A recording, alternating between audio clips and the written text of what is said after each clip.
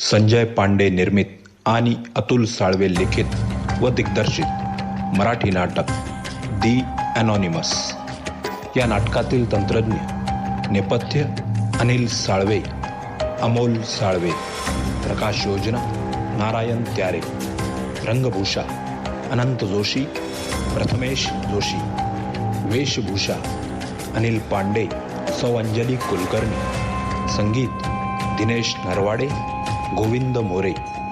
या नाटकातील भूमिका आणि कलावंत: जरासंध डॉक्टर सिद्धार्थ मस्के, भीमा अतुल साळवे, छाया सोनी मुलंगे, जीवा समीर हनुमंते, देवा पंडित तूप समिंद्रे आणि मोहन व पांडूच्या दुहेरी भूमिकेत प्रकाश बारबेट. रंगमंच व्यवस्था: दिनकर जोशी, बंडू जोशी, श्रीमती शैलजा पांडे, सौ निर्मला जोशी, यश उजगरे, यश मुलंगे, शुभम मुलंगे. विशेष सहकार्य: डॉक्टर सचिन पाठक, राजा कांबळे, कमल किशोर जयस्वाल आणि रवी पाठक. राजीव गांधी युवा फोरम परभणी सविनय सादर करीत आहोत दी ॲनॉनिमस अंक 2.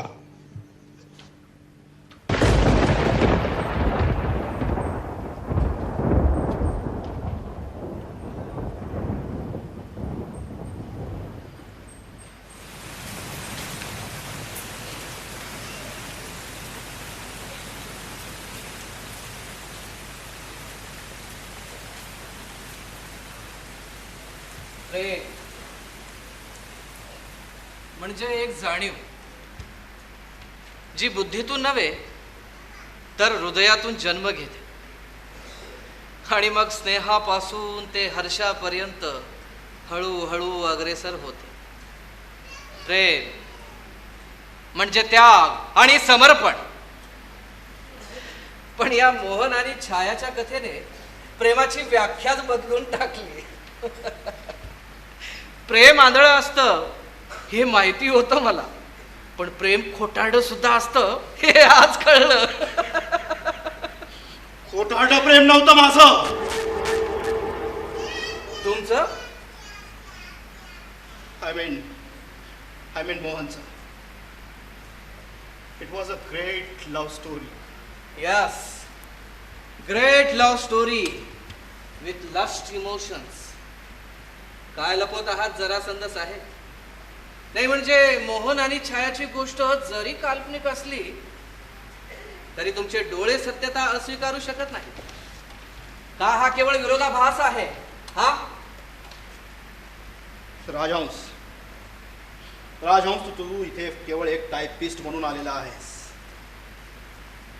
तो माझा हात फ्रॅक्चर आहे म्हणून, आणि तुला मोबदला देखील मी देणार आहे.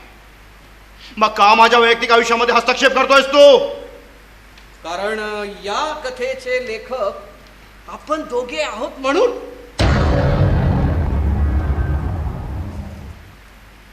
काय म्हणालास? लेखक आणि तू? यस.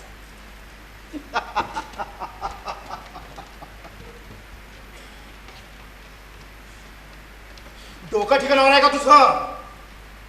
असं टाकलं? अरे दुसऱ्याची गोष्ट टाईप करून देणारा जर स्वतःला लेखक म्हणून समजून घेत असेल तर तो लेखक नसतो, तर तो भामटा असतो. भामटा, एक गुन्हेगार. माझंही तेच मत आहे सर. काय म्हणायचं तुला?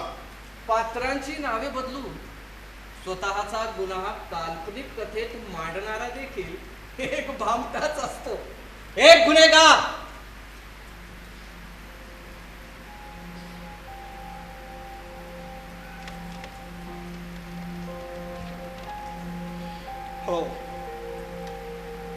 हो आहे मी गुन्हेगार. त्यावेळी मी विवश होतो.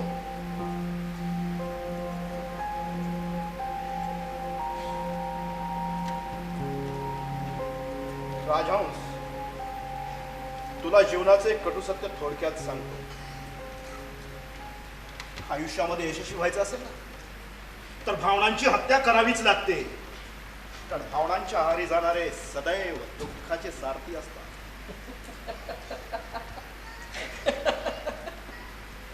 नास्ति बुधिर्युक्तस्य न चायुक्तस्य भावना न चा भावयतः शांतीर अशांतस्य कृत सुख. म्हणजेच ज्याचे मन आणि इंद्रिया संयमित नाहीत अशा मनुष्यात व्यावसायिक बुद्धी नसल्याने त्याची कर्तव्य परायणाची भावना नष्ट होते. आणि मग अशी भावना नष्ट झाल्याने अशा मनुष्याला शांती मिळत नाही. मग अशा शांती विरहित व्यक्तीला सुख कसे काय मिळू शकते सर? हा?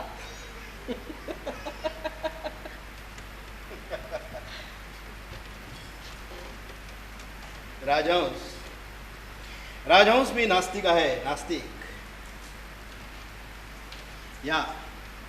यासल्या श्लोकांचा माझ्यावर कुठलाही परिणाम होणार नाही. तुला फक्त एवढंच सांगेन की मी सुखी आहे आणि शांत सुद्धा. ठीक आहे, मान्य करतो की तुम्ही सुखी आणि शांत आहात. पण सर, तुम्ही समाधानी आहात का? हा?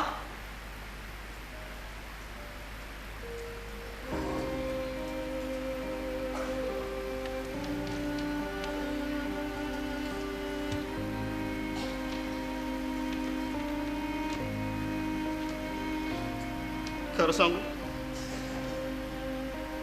नाहीये मी समाधान. नाहीये समाधान. छाया म्हणजेच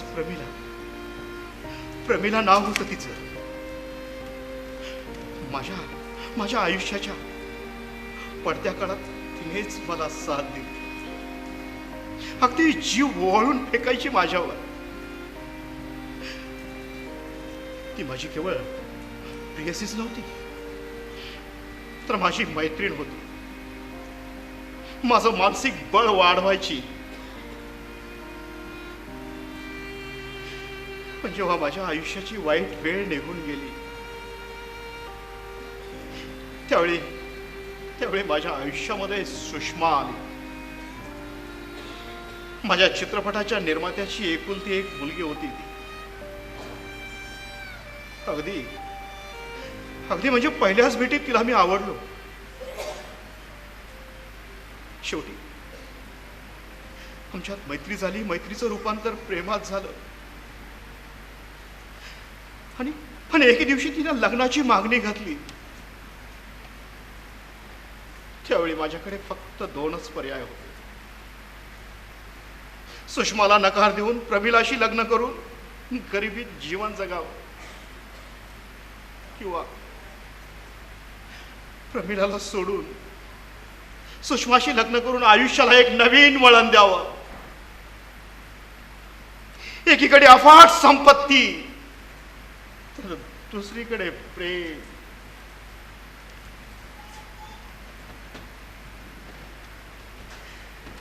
दोघांपैकी एकाचा त्याग निश्चित होता.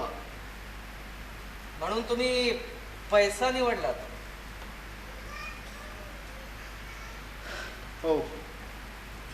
हो, पैसा निवडला. कारण प्रेमापेक्षा पैसा मोठा असतो म्हणून. आणि पैशापेक्षा मोठा असतो तो विश्वास. असो, मग पुढे छाया उर्फ प्रमिला यांचं काय झालं सर? माहिती नाही. वेळेच्या दंगलीमध्ये कुठेतरी हरवून गेली ती. But I miss her.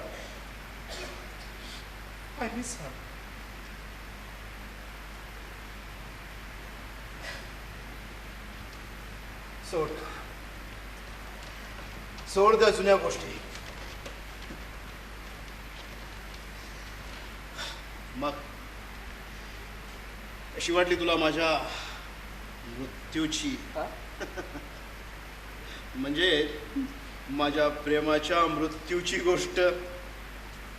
खरं सांगू सर, गोष्टीचा शेवट नकारात्मक आहे, पण बोध देणारा आय थिंक वाचकांना गोष्टीचा शेवट अजिबात आवडणार नाही. कारण आपण भारतीयांना हॅपी एंडिंग पचतात. मग गोष्ट कोणती का असेना, कशी का असेना, पण गोष्टीचा शेवट हा पॉझिटिव्हच व्हायला हवा, अशी आपली मानसिकता आहे सर. राजहंस, गोष्टीच्या नकारात्मक शेवटात सकारात्मक विचार दडलेला असतो. अरे कोणतीही गोष्ट अवलंबून असते ती वाचकांच्या दृष्टिकोन. अरे म्हणून तर कोणी रावणाला विद्वान समजतं तर कोणी राक्षस. पात्र एकच पण दृष्टिकोन मात्र विरुद्ध. I think you are right sir. तुमचा हा दृष्टिकोन आवडला मला. आणि मला तुझा. बिकॉज तुझा भूतकाळ माझा आणि माझा भविष्यकाळ तुझा. आता मात्र वर्तमान रुसणार नाही, कारण माझी गोष्ट इथेच संपली. नाही संपली सर, अजून थोडे शिल्लक आहे. काय शिल्लक आहे? माझ्या मोबाईलची बॅटरी सर. बॅटरी? अरे ही मध्येच बॅटरी कुठून आली? सर आत्ताच तुम्ही बोलले ना मोबाईलची बॅटरी संपली म्हणून. मोबाईल? अरे गाढवा, मी गोष्टीबद्दल बोलतोय, गोष्टीबद्दल. गोष्ट? कोणती गोष्ट सर?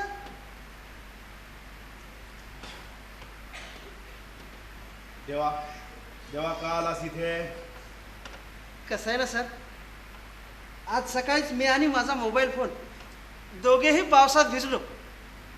माझी चार्जिंग तर शिल्लक आहे, पण माझ्या मोबाईलची चार्जिंग संपली आणि वरतून माझ्या मोबाईलचं चार्जरही काम करत नाही सर. म्हणून मला तुमच्या मोबाईलचा चार्जर हवा होता सर. ओहो, चार्जर त्या टेबलवर आहे, जा घेऊन. Thank you sir, thank you.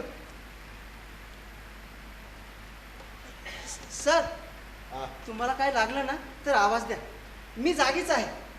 हो हो देतो, पण मी जेव्हा आवाज देईन तेव्हाच ये. असा अचानक मध्ये येऊ नकोस, कळलं?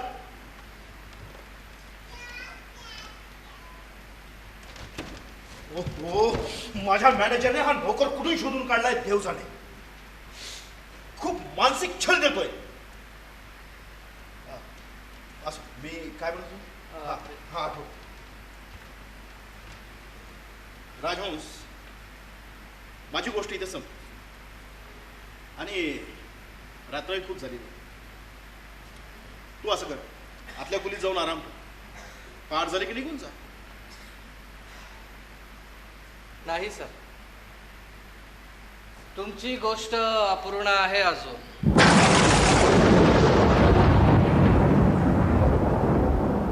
अपूर्ण? ती कशी? सांगतो सर, सांगतो. पण त्या अगोदर तुम्हाला माझी एक गोष्ट ऐकावी लागेल. तुझी गोष्ट? हो सर, खूप इंटरेस्टिंग आहे, तुम्हाला नक्कीच आवडेल बघा. ठीक आहे, सांग. पण सर माझी ना एक छोटीशी अट आहे. तुझी अट? कोणती? तुम्हाला डोळे मिटून माझी गोष्ट ऐकावी लागेल. असं का? कारण काही गोष्टी बंद डोळ्यांनी स्पष्ट दिसतात म्हणून.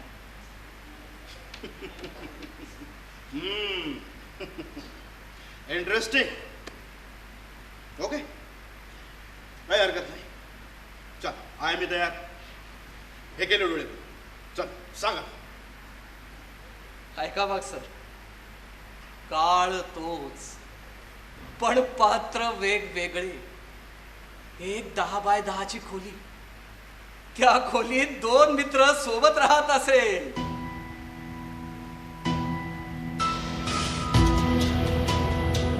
अज्ञानी असणं कदाचित चांगलं, पण सज्ञान भ्रमिष्ठ असणं म्हणजे धूर्तपणा. असे कित्येक पात्र आपल्या अवतीभोवती निर्लज्जपणे छाती ठोकून वावरतात. यात तीळ मात्र वाद नाहीत, आणि वाद नसायलाच हवा, कारण वाद गाढवं घालतात, सज्जन मुळीच नाहीत. मग यातले आपण कोण हे ज्ञात झाले तर उत्तमच. अन्यथा सज्ञान भ्रमिष्ठांच्या अज्ञान पंक्तीत बसायला वेळ लागणार नाही हे मात्र खरे.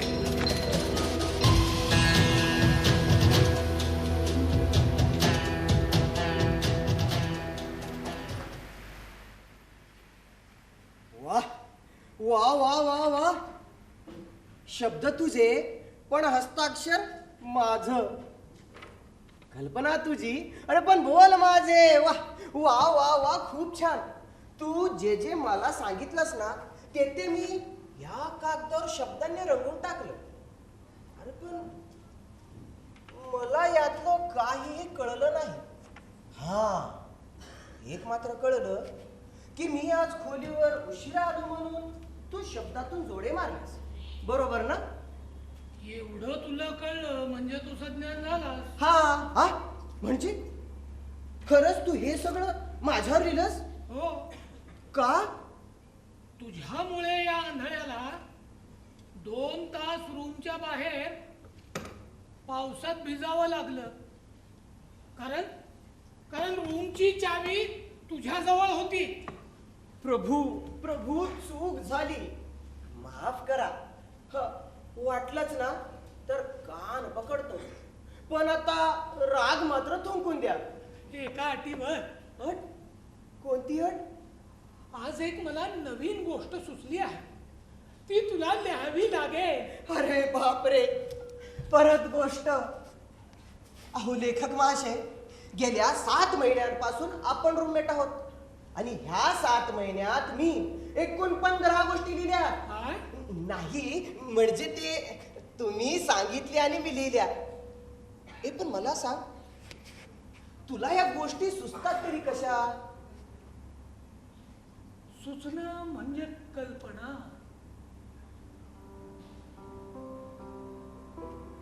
कल्पना म्हणजे स्वप्न, आणि स्वप्न म्हणजे विचार. विचारांची कल्पना जेव्हा स्वप्नात उतरते तेव्हा सुचण्याला गती प्राप्त होते, आणि या गतीतूनच गोष्टी जन्म घेतात. आणि मग या बस करा प्रभू, बस करा. तुमच्या शब्दाचा असूड सोसवत नाही मला. अरे सरळ स्पष्ट सांग ना, मनातले विचार शब्दात मांडतो म्हणून. जीवा, हा, तुला एक खरं सांगू? आता काय? तू माझ्या जीवाभावाचा आणि विश्वासाचा एकमेव मित्र आहेस. तुझ्याशिवाय या जगात कुणीच नाहीये माझं. बालपणी कुणीतरी मला अनाथ आश्रमाच्या पायथ्याशी आणून टाकलं होतं. जसा जसा मोठा होत गेलो तसं ज्ञात झालं की मी आंधळा आहे. पश्चाताप नाहीये मला याचा, ना दुःख आहे. मी खूप आनंदी आहे माझ्या स्वनिर्मित काल्पनिक जगात. कारण या जगातून मला लिहिण्याची प्रेरणा मिळते.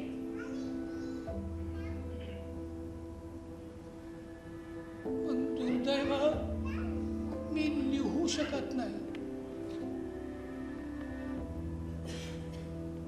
7 महिन्यापूर्वी जेव्हा मी दारोदार भटकत होतो ना, तेव्हा मला कळलं जीवा नावाचा एक होतकरू तरुण रायटर बोर्ड ऑफिस मध्ये कारकून म्हणून काम करतो, आणि तो सुद्धा माझ्यासारखा अनाथ आहे. तेव्हा मला जाणवलं की माझा सखा मित्र मला भेटला. जीवा, जीवा, खूप खूप उपकार आहेत रे तुझे माझ्यावर. तुझं ऋण कसं फेडू जीवा, कसं फेडू? बस कर पांडुरंग, बस कर. मैत्रीच्या नात्याला उपकाराची नाल बांधू नकोस. मान्य आहे, मान्य आहे आपण दोघेही अनाथ आहोत.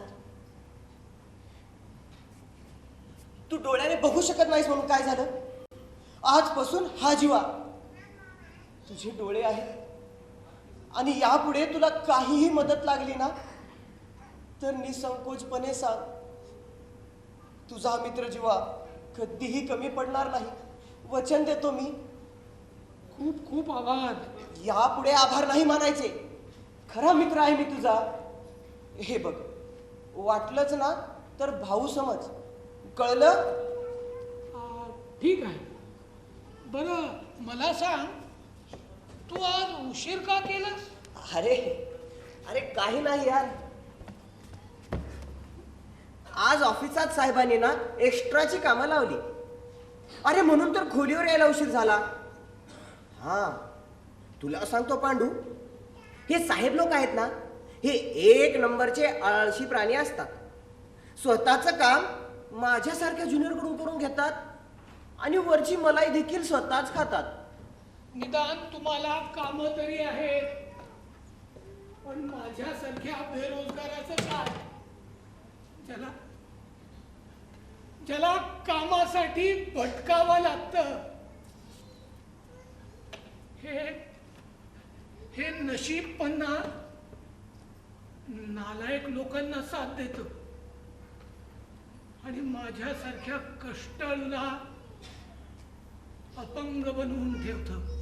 काहीतरी चुकतंय तुझं पांडू. हे नशीब बिशीब काही नसतं रे. सगळा बुद्धीचा खेळ असतो. आता मलाच बघ ना, थोडस डोकं लावलं आणि ही नोकरी मिळवली. हा, मी इथेच थांबणार नाही बरं का. अजून डोकं लावेल आणि या शहराचा सर्वात श्रीमंत माणूस बनून दाखवेल. बघ, आणि मग पैसाच पैसा असेल माझ्याजवळ.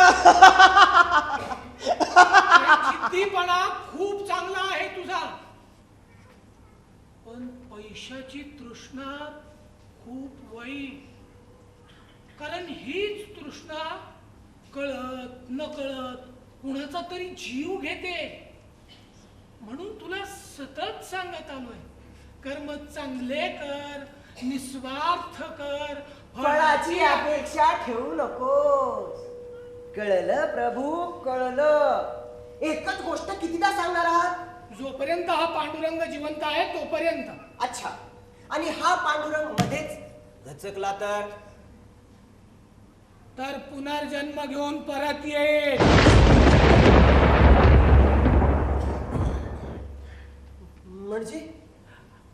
म्हणजे विनोद केला.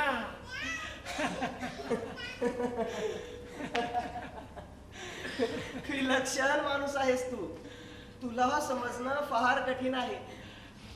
अरे बरं ते सोड, मला सांग, तू ज्या ज्या गोष्टी माझ्याकडून लिहून घेतोस त्याचं काही भविष्य आहे का नाही? कुणी वाचणार असेल तर नक्कीच भविष्य आहे. म्हणजे माझ्या गोष्टी ऐकायला कुणाकडच वेळ नाहीये. सारखा हिंडत असतो, कधी या प्रोडक्शनला तर कधी त्या प्रोडक्शनला, पण मला कुणी भेटतच नाही.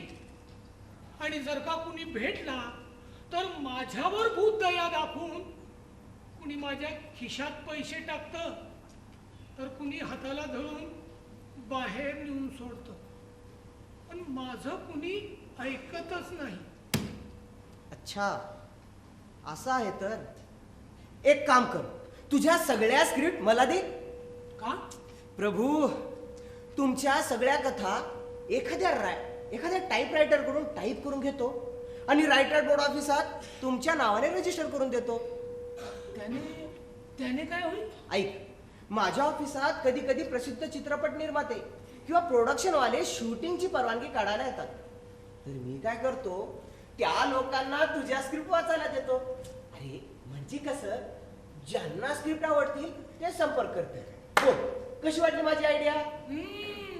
माझ्यासोबत राहून हुशार झाला. हा, अरे मस्करी केली. आयडिया खूप छान आहे तुझी.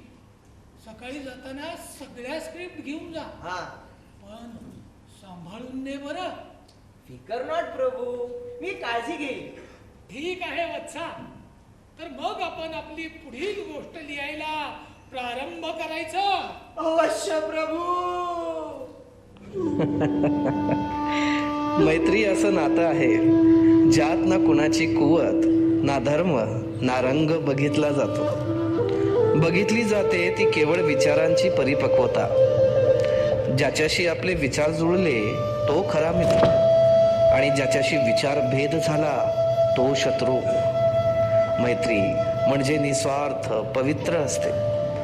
पण आजच्या युगात दुर्दैवच म्हणा, कारण आजची मैत्री स्वार्थ बघूनच केली जाते.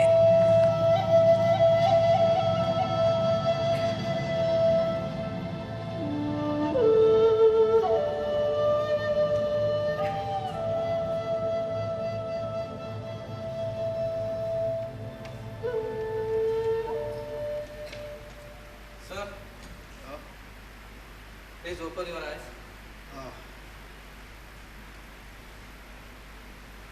काय झालं? संपली तुझी गोष्ट? नाही, मग एक प्रश्न विचारायचा आहे तुम्हाला. कोणता प्रश्न? छाया उर्फ प्रमिला या गरोदर आहेत हे तुम्हाला माहिती असताना देखील तुम्ही त्यांना अर्ध्यात सोडलं. याचा पश्चाताप नाहीये का तुम्हाला? राजहंस, काही प्रश्नांच्या वृक्षांना उत्तराची पाने नसतात. Some answers are anonymous. या ब्रह्मांडातील कोणत्याच प्रश्नांची उत्तरं अज्ञात नाहीत. इथे प्रत्येक उत्तरांचं एक स्वतंत्र अस्तित्व आहे. फरक एवढाच, काहींना ती उत्तरं ज्ञात आहेत तर काहींना अज्ञात. आणि काही तुमच्यासारखे महापुरुष असतात जे स्वतःचे कुकर्म लपवण्यासाठी त्या उत्तरांना अनॉनिमस ही उपमा देऊन टाकतात. पण एक गोष्ट विसरून कधीच चालणार नाही. वेळ सगळ्या प्रश्नांची उत्तरं देते. राजहंस, काय म्हणायचं तुला? आपण सुज्ञ आहात, अरे तू नेहमी कोड्यात का बोलतोयस? कारण तो माझा धर्म आहे. ओहो, तुला समजणं खूप कठीण आहे. एवढंही कठीण नाही.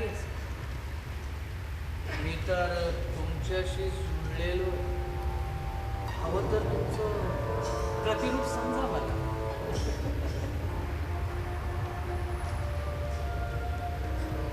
प्रतिरूप? What do you mean? I mean, तुम्हीच तर मला म्हणता ना, तुझा भूतकाळ माझा आणि माझा भविष्यकाळ तुझा. हो म्हणतो, कारण तुझ्यात मला माझ्या भूतकाळाची सावली दिसते. राजहंस, मीही तुझ्यासारखाच एक स्ट्रगलर होतो.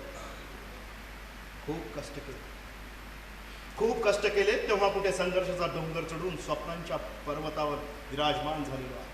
सार्थक झालं म्हणावं जीवनाचं, नाही का सर? मग मला सांगा, तुमच्या जीवनाच्या या खडतर प्रवासात तुमच्याकडून काही अनॉनिमस सुटलंय का?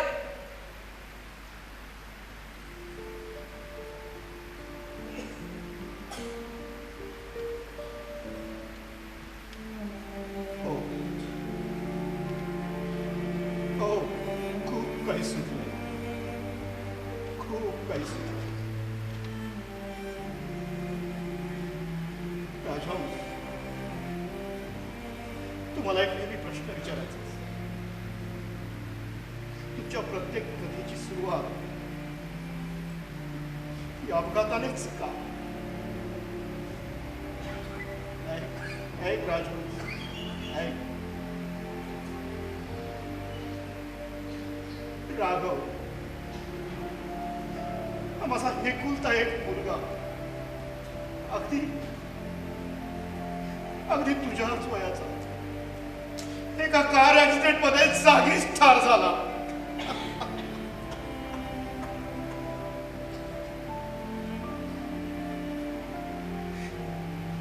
स्वतःच्या मुलाला एका बापाने अग्नी देणं खूप मोठं दुःख असतं राजहंस, खूप मोठं दुःख असतं.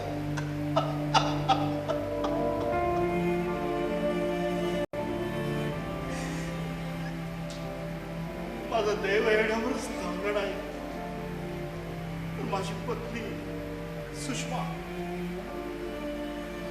तिला ब्लड कॅन्सर आहे. Last stage. अगदी अगदी मला ती केव्हाही सोडून जाऊ शकते.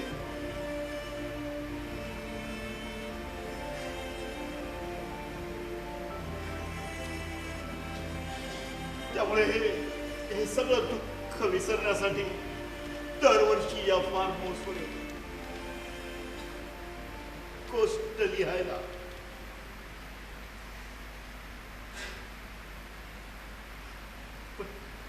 पण यावर्षी तू आलास आणि आणि माझं सगळं काही बदलून गेलं. अगदी अगदी माझी गोष्ट सुद्धा. माझी गोष्ट या पद्धतीची नव्हती. माझी गोष्ट वेगळीच होती. पण तुझ्या सहवासाने मी माझ्या गोष्टीमध्ये माझं अनॉनिमस सत्य मांडलं. होय, मी माझ्या गोष्टीमध्ये अनॉनिमस सत्य मांडलं.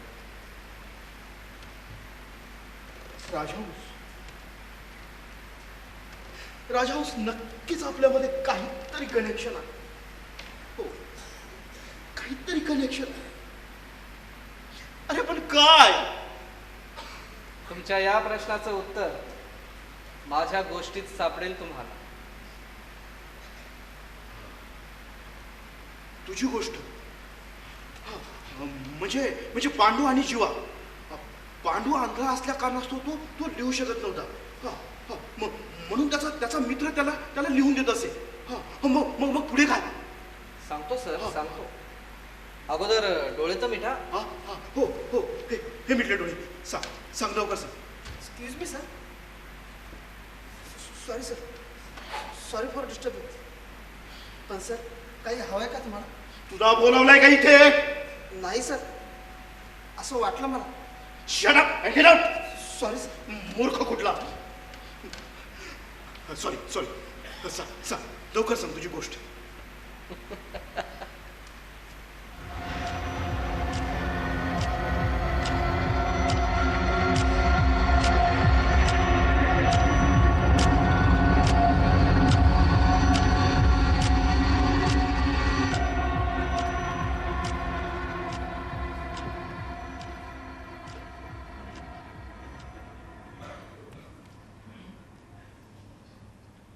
कशी वाटली माझी कविता?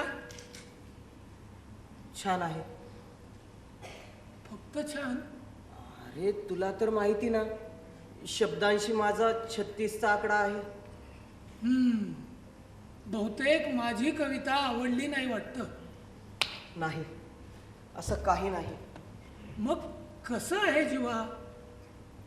गेल्या अनेक दिवसापासून मला जाणवतंय तू पहिल्यासारखं मोकळं बोलत नाहीयेस. ठीक आहे ना सगळं? पांडू, माझी एक शंका आहे. शंका? कसली शंका? तू खरंच आंधळा आहेस का? अरे का हसतोयस?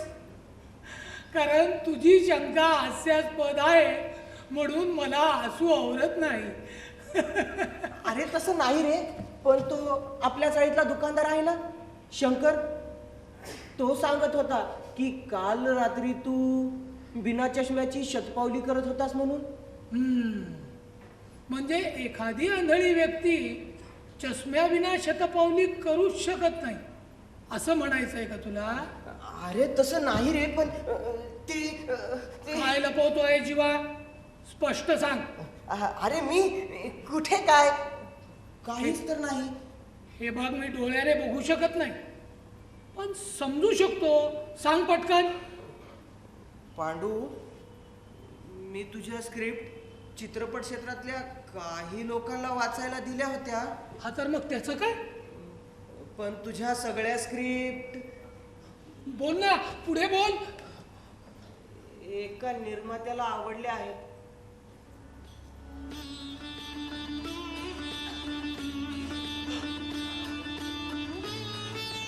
काय सांगतोयस काय जीवा? हो, कोणीतरी दीनानाथ वायकर म्हणून आहे, ते तुझ्या सगळ्या स्क्रिप्ट विकत घ्यायला तयार झालेत. दीनानाथ वायकर म्हणजे सुप्रसिद्ध चित्रपट निर्माते तथा दिग्दर्शक. माझा तर विश्वासच बसत नाहीये. पण तू नाराज का आहेस? बैस इकडे, सांगतो. काय झालं सांगशील किंवा? पांडू, माझ्याकडून एक छोटीशी चूक झाली रे. चूक? कोणती चूक? मी तुझ्या स्क्रिप्ट टाईपरायटरला टाईप करण्यासाठी तर दिल्या, काही दिवसात त्याने टाईप तर केल्या, पण काय जीवा? पण त्या टाईपरायटरने लेखक समजून माझंच टोपण नाव टाईप केलं. तुझं टोपण नाव म्हणजे? हो, तो टाईपरायटर माझा जुना मित्र आहे.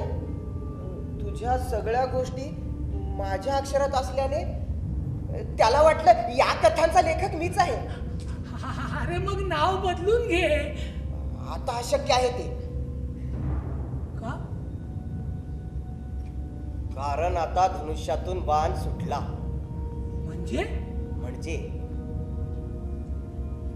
म्हणजे मी तुझ्या सगळ्या स्क्रिप्ट रायटर बोर्ड ऑफिसात रजिस्टर करून दीनानाथ साहेबांना देऊन टाकल्या. आणि आता त्यांना याविषयी काही बोललो तर तुझ्या सगळ्या स्क्रिप्ट वादग्रस्त ठरतील आणि तुझ्या हातातून मोठी संधी निघून जाईल. म्हणून मला वाटतं लेखक ज्या टोपण नावाने रजिस्टर आहे त्याच नावाने राहिला तर बरं. नाहीतर तुझ्या सगळ्या स्क्रिप्ट या 10x10च्या खोलीत पडून आयुष्यभर धूळ खात बसतील. आता पुढचा निर्णय तुला घ्यायचा आहे. जे घडलं ते स्वीकारून पुढे जायचं की आयुष्यभर स्ट्रगल करायचं. आणि पांडुरंग, तुला तर माहीतच आहे, आंधळ्या व्यक्तीवर कोणी विश्वास ठेवणार नाही.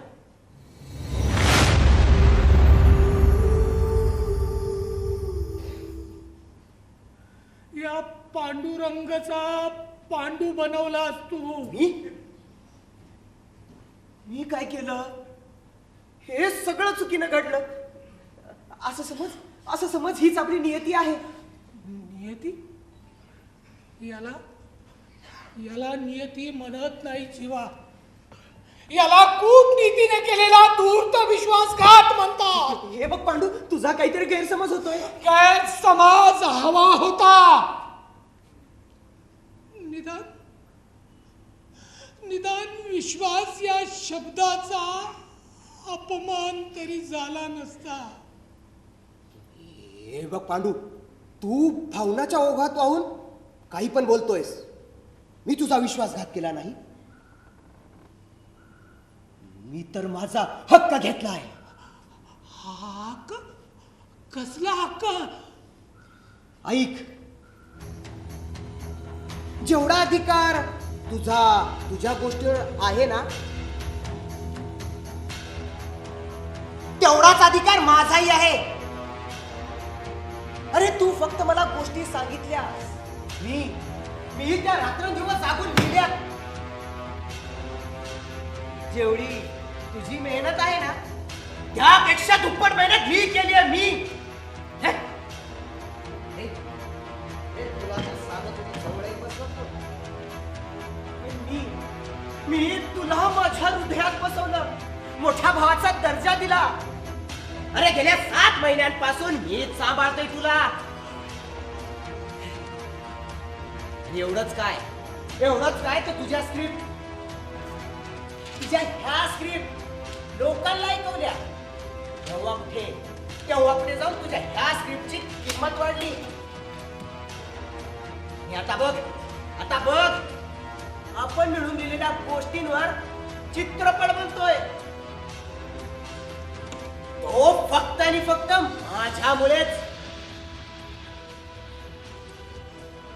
अरे, मलाही पैसा कमवायचा आहे, श्रीमंत व्हायचं आहे. आता तूच सांग काय चुकलं यात माझं. तुझी हक्क मागण्याची पद्धत असेल पण दोघांचं ध्येय तर एकच ना. तो म्हणजे पैसा. पैसा सगळं काही नसतो जीवा. खूप भोळा आहेस रे तू. पण तुला माहित नसेल, संघर्षाची नाव पैशाच्या लाटांनीच पार होते. माझा ऐक पांडू, आपण दोघंही अनाथ आहोत. जर आपण दोघं एक झालोच तर काय वाईट आहे. अरे मिळून खाऊयात आपण. मिळून ते कसं? ऐक, तुझ्याकडे कल्पनाशक्ती आहे पण दृष्टी नाही, आणि माझ्याकडे दृष्टी आहे पण कल्पनाशक्ती नाही. म्हणजे तुझी कल्पनाशक्ती आणि माझी दृष्टी एक रूप झालीच तर विचार कर आपण कमी वेळात श्रीमंत माणूस बनू. मला समजलं नाही, स्पष्ट सांग. ऐक, तुला गोष्टी सुचतात रे पण तू लिहू शकत नाहीस, आणि मी लिहू शकतो. अरे पण मला गोष्टी सुचत नाहीत. म्हणजे आपण दोघांना मिळून अशा अनेक गोष्टी लिहिल्या आणि त्या विकल्या तर विचार कर आपल्याकडे पैसाच पैसा नांदेल. म्हणजे आयत्या पिठावर रेघोट्या. हा म्हणजे आपण दोघे पार्टनर. हा ठीक आहे, मला तुझा प्रस्ताव मान्य आहे. पण आता पुढे काय? पुढे गाडी, बंगला आणि पैसाच पैसा. बेधुंद होऊन शब्दांचा अश्व धावत सुटला कल्पनांच्या तीरावर. थकले चरण होता आगमन मखमली शब्द नगरीवर. दिसता माझ्या कल्पनांचा झोळा धावत आला शत्रूंचा मेळा. ताणली मग शमशेर अरीवर उडवत गेलो मस्तकनी तुडवत गेलो धड. जे होते कल्पनेच्या गर्भातून जन्मलेले.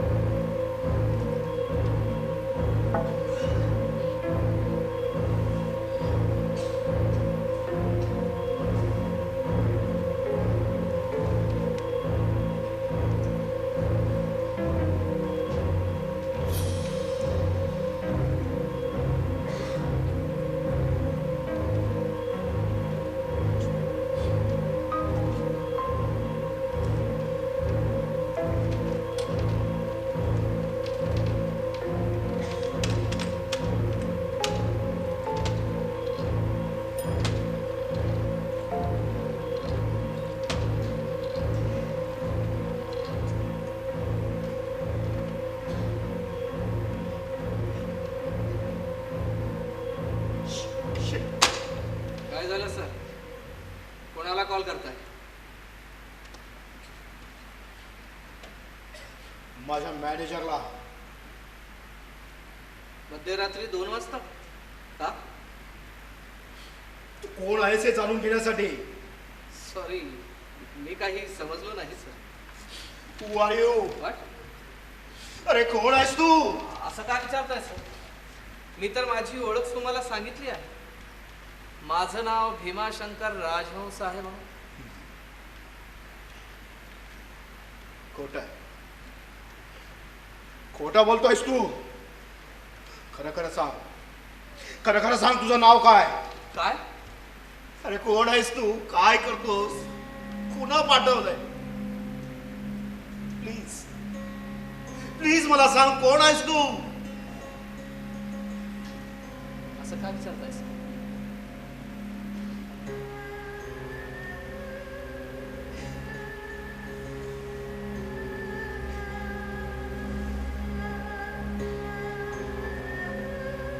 तुझी ओळख मला पटत नाही. सर, तुम्हाला जर विश्वास नसेल तर तुम्ही मोरे साहेबांना फोन करून विचारा.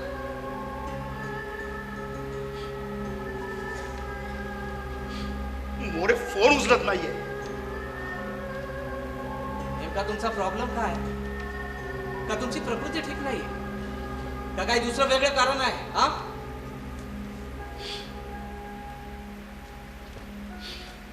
मला समजत नाहीये नेमकं काय होतंय ते. सॉरी सॉरी, रागामध्ये असं कधी कधी होतं. राग? पण राग येण्यासारखं मी असं काहीच केलेलं नाहीये. मग राग कसला सर? राजहंस, गेल्या काही तासातच आपलं नातं विक्रम वेताळासारखं झालं. पण मला एक कळत नाहीये, आपल्या कथेचा नेमका विक्रम कोण आणि वेताळ कोण हे समजत नाही.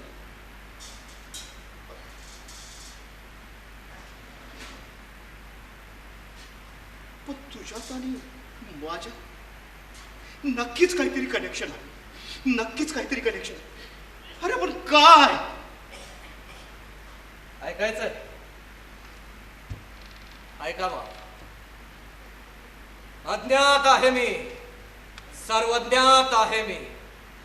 प्रारंभापासून ते अंतापर्यंत आहे मी.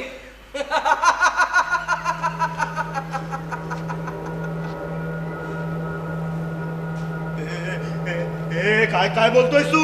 सर सॉरी सॉरी, एका नाटकातला संवाद आहे, मला आवडला म्हणून पाठ करून टाका. पण सर, तुम्ही पण ना कमाल करता. अहो, मी सांगितलं ना, माझं नाव भीमाशंकर आहे आणि मी तुमचा खूप मोठा फॅन आहे. तरी देखील तुम्ही माझ्यावर संशय घेताय. असो, येतो सर. असंही मी माझं कर्म केलंय. Nice to meet you mister Janardan Rajaram Sant उर्फ Jarasandh saheb. Take care. Bye. थांब थांब थांब, तू असं जाऊ शकत नाहीस. का? तुझी गोष्ट अपूर्ण आहे. आधी ती पूर्ण कर. जाऊ द्या सर, काही गोष्टी अपूर्ण चांगल्या असतात. नाही नाही, मला तुझ्या गोष्टीचा शेवट ऐकायचा आहे. ठीक आहे, जशी तुमची इच्छा. Please sit down. Sit down. Relax. Okay sir, सगळं काही ठीक आहे. रिलॅक्स. हं. माझ्या गोष्टीचा शेवट तुम्हाला विचलित करून टाकेल सर. म्हणून एक गोष्ट तुम्हाला सांगू इच्छितो. कर्म चांगले असो वा वाईट, ते परत येऊन प्रारब्ध भोगायला लावतात. पण जाता जाता प्रायश्चितची एक शेवटची संधी देऊन जातात. पुढे अवलंबून आहे तुमच्यावर. प्रायश्चित हवं की प्रारब्ध? मला काहीच कसं समजत नाहीये.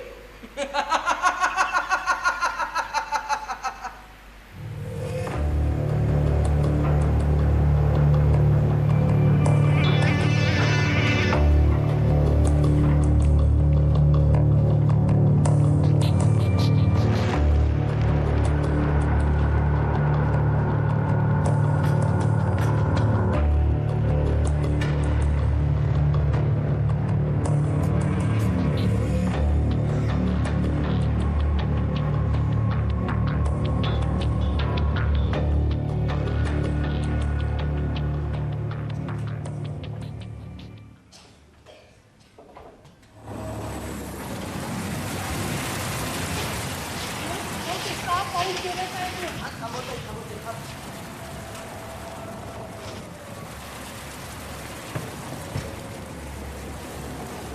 ये इकडे. अरे सावकाश फुटपाथ आहे.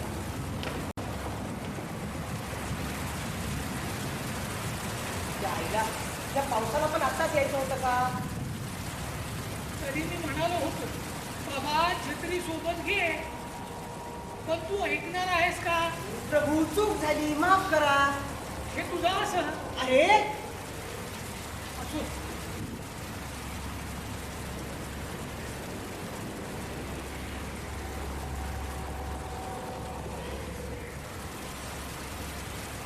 बरं मला सांग, काय? एक सारख्या कपड्यामध्ये कसा दिसतोय मी?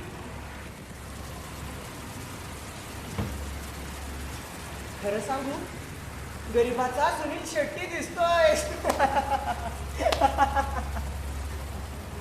अरे अरे थट्टा केली, खूप छान दिसतोय. हे पण तू आज माझ्यासारखे कपडे का घातलेस? आपण आता पार्टनर आहोत म्हणून ठरवलं वेशभूषा सारखीच असावी. पण का? कारण आपली एक वेगळी ओळख निर्माण व्हावी म्हणून. ती कशी? हे बघ, आपल्या चित्रपट सृष्टीमध्ये असे कित्येक फिल्म मेकर आहेत जे कामाने कमी आणि कपड्यांनी जास्त ओळखले जातात. हा, म्हणून ठरवलं आतापासूनच अशा कपड्यांची सवय लावावी. वा वा वा. कल्पना तर छान आहे तुझी, आवडली मला. यार, हा पाऊस कधी थांबतो? जीवा, हा, किती वेळ लागेल आपल्याला खोलीवर पोहोचायला? आता आपण हायवेवर आहोत. पाऊस थांबला तर 40-50 मिनिटं. ठीक. हे पण आपण हायवेनं का आलो? अरे हा, ते शॉर्टकटवाला रस्ता म्युन्सिपाल्टीवाल्यानं बंद केला. हा? हा, गटारचा पाईप फुटला, काम चालू आहे त्याचं. बर. जीवा, हा, तुला एक विचारायचं राहून गेलं. काय? तू लेखक म्हणून काय टोपण नाव दिलंस ते अजून सांगितलेलं नाहीस. अरे यार, हे तर विसरलोच होतो की. बरं झालं आठवण करून दिलीस. तर माझ्या प्रिय मित्रा उर्फ पार्टनर, तर आपलं टोपण नाव आहे जरासंध. जरासंध? पण का? जरासंध म्हणजे महाभारतातील एक बलवान योद्धा. तुला माहिती, जरासंध हा 2 वेळा जन्मलेला. पहिला जन्म 2 वेगवेगळ्या मातांच्या गर्भातून 2 तुकड्यांमध्ये झाला. म्हणून जरासंधाच्या वडिलांनी ती दोन्ही तुकडे नेऊन जंगलात फेकून दिली. पण तेव्हा त्या जंगलातून एक झरा नावाची राक्षसनी जात होती. तिचं लक्ष त्या जरासंधाच्या दोन्ही तुकड्यांवर गेलं आणि मग तिने आपल्या तांत्रिक विद्येतून ती दोन्ही तुकडे जोडून एक केली. आणि मग तेव्हा दुसरा जन्म झाला ते महाशक्तिशाली जरासंधचा. हे माहितीये मला, पण या कथेशी आपला काय संबंध?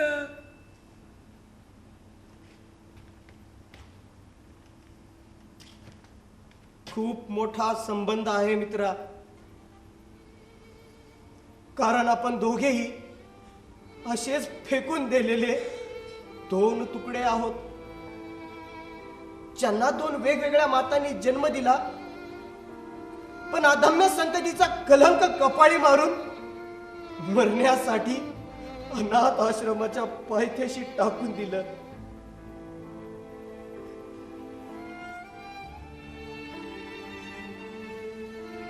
पण पांडुरंग, आपलं येणारं भविष्य असं नसेल, कारण आपण एकमेकांशी जुळलो आहोत, अगदी जरासंधासारखं. अरे त्यामुळेच मी आपलं टोपण नाव जरासंध निवडलं. यावर यावर तुझं काय मत आहे?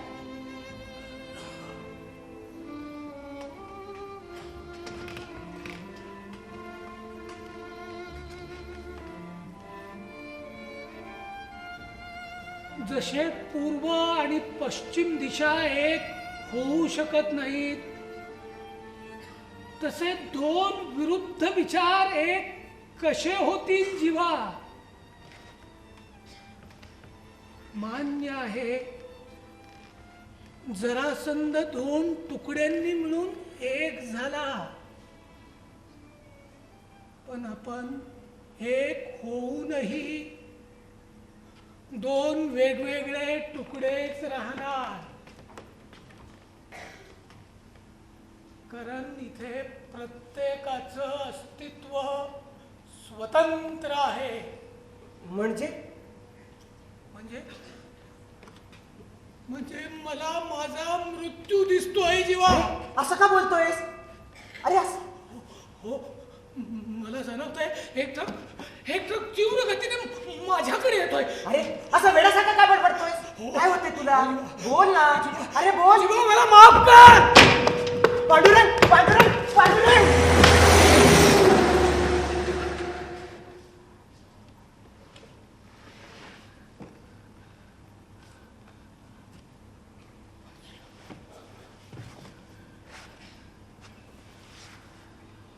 अरे मूर्ख आहेस का? कळतंय का तुला? कळतंय? हायवे आया, हायवे. मेला असता तू, जीव गेला असता तुझा जीव. मग तुझं काम तर सोपं झालं असतं. म्हणजे मी काही समजलो नाही. म्हणजे मला या हायवेला का आणलं जीवा? अरे सांगितलं ना, शॉर्टकट वाला रस्ता म्युन्सिपाल्टीवाल्याने बंद केला म्हणून. पण मगाशी तिथून येताना मी तो रस्ता पाहिला, तिथं तसं काहीच नव्हतं. अरे नाही रे, म्हणजे ते मी का खोटं बोलेल? हा म्हणजे तू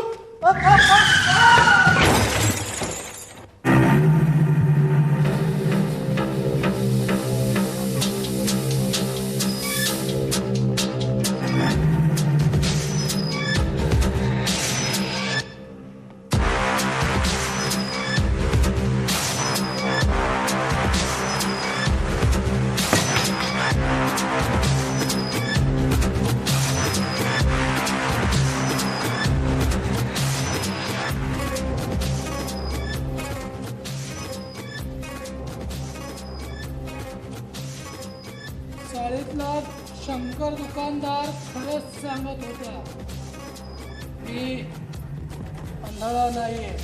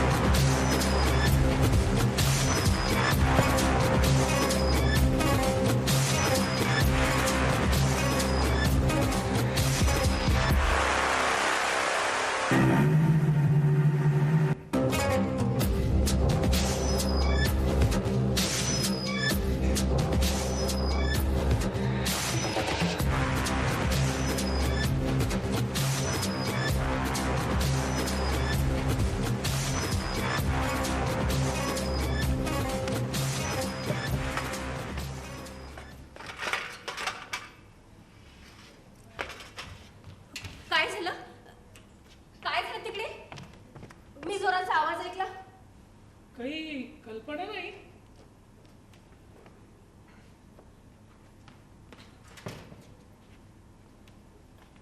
तुम्ही कोण? मी, माझं नाव प्रमिला, खालच्या चाळीत राहते. आणि तुम्ही कोण? मी जरासंध. निष्पाप हत्येचं ओझ निर्भीड खांद्यावर उचलून स्वप्न नगरीत पाय ठेवला आणि मग चालत राहिलो त्या अघोरी मार्गाने जिथे लोक अस्तित्वाचा शोध घेतात, काही जिंकतात तर काही अपूर्ण गोष्टी बनतात. अशीच ती काळ रात्र होती. प्रेता समान कपड्यात गुंडाळून मृत पडलेला रस्ता, शांतता भंग करणारे रक्तथेंब जणू मला अशक्त करीत होते. पण म्हणतात ना, कुकर्माला काही अभद्रच मान्य असतं.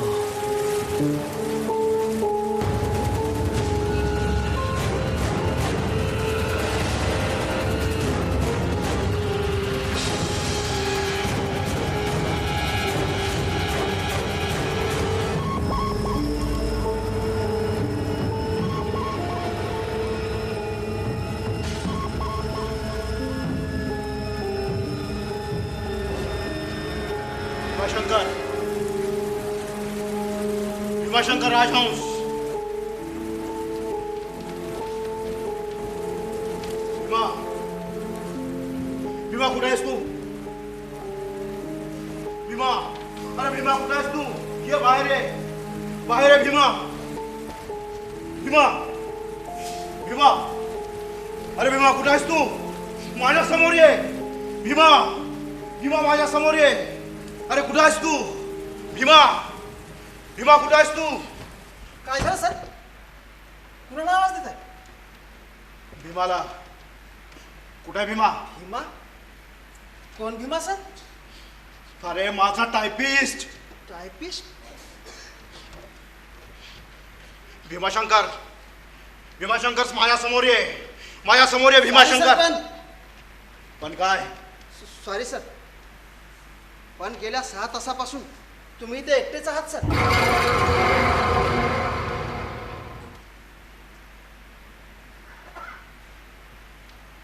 अरे मूर्ख आहेस का तू? अरे अरे इथेच बसून तो टायपिंग करत होता ना. तू मगाशी त्याला पाणी दिलंस ना तूच? नाही सर. काय? नाही म्हणजे मी पाणी घेऊन आलेलो, पण तेव्हा मात्र तुम्ही एकटेच होतात, दुसरं कुणीच नव्हतं इथे. माफ करा सर, पण गेल्या काही तासापासून तुम्ही एकटेच वेळासारखं काहीतरी बडबडत आहात, म्हणून तर मी मध्ये मध्ये येत होतो.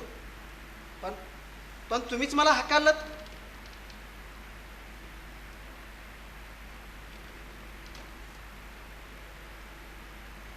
मग तो कोण होता? थांब थांब थांब थांब.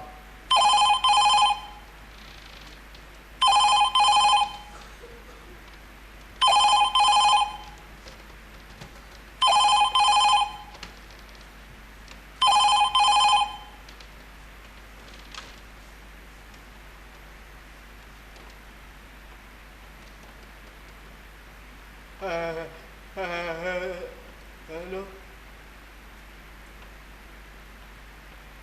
अहो बाई, तुम्हाला कितीदा सांगितलं हा शिंदेचा नंबर नाहीये म्हणून? एक्सक्यूज मी सर, माझा फोन आहे.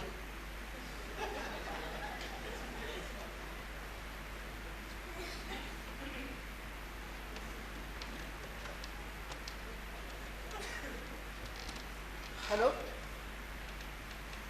हाय, बोल काय? अगं काही नाही काय, माझा फोन खराब झालाय म्हणून लागत नसेल. तू काळजी करू नकोस. हो हो, उद्या येतोय मी. हे बघ, तू आता आराम कर बघ, रात्रीचे 3 वाजले. हो हो, बाय बाय. Thank you sir.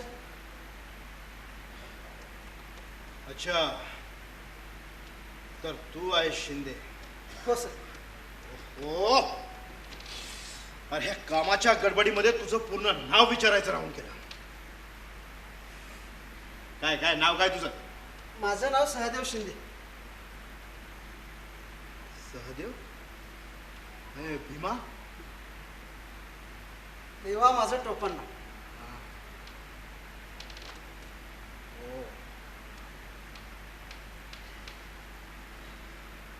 काय तुझा बाप काय करतो? बाप नाहीये सर मला. माझी आई नेहमी सांगायची माझा बाप खूप तुच्छ माणूस होता म्हणून. मी लहान असताना तो आम्हाला सोडून गेला. हरामखोर कुठला. Sorry sir, sorry. पण सर म्हणून माझी आई माझं दैवत आहे सर. काय काय नाव आहे तुझ्या आईचं? प्रमिला, प्रमिला शिंदे. काय म्हणजे तू? हो, मीच.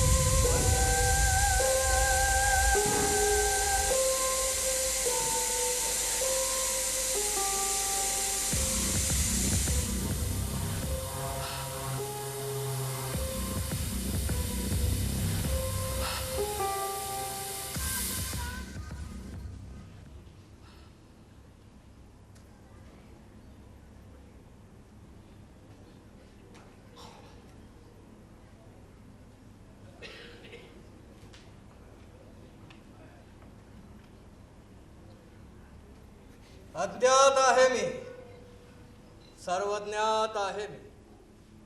प्रारंभापासून ते अंतापर्यंत आहे मी. महाभारतात पांडवांचा सारथी बनून अधर्मी कौरवांचा विनाश घडविणारा भगवान कृष्ण आहे मी. अहंकारी जरासंधच्या धडाचे 2 तुकडे करून फेकून देणारा बलवान भीम आहे मी. मृत्यूचं भय निर्माण करून प्राण खेचणारा यमदूत आहे मी. कुकर्माचे प्रारब्ध देऊन प्रायश्चित करून घेणारा कर्मदेवता आहे मी. कर्म आहे मी, कर्म आहे मी, कर्म आहे मी.